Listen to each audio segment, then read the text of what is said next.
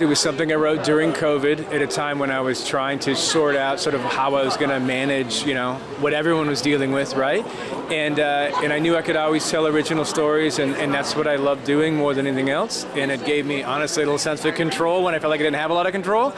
And it really was about a love story about two people that who didn't have a person, who no one felt like they understood them, and then finally maybe there's this person over there that gets me that no one else does, but between us is this vast unknown, this horrible thing that nobody knows what's going on, right?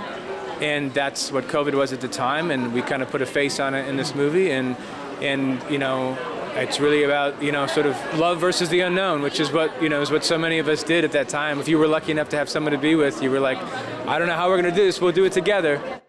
I was in Lithuania a few years ago, and I really fell in love with Vilnius, the city, and the character of Drasa is sort of like this, this vibrant, like sort of tough punk rock woman who Drasa means courage in Lithuanian.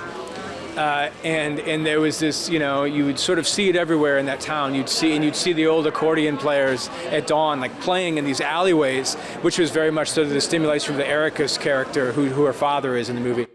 For the Levi character, it was really about someone who was had lost the reason. Like they didn't know why they were doing what they were doing anymore, and honestly, they didn't know why they were even here anymore.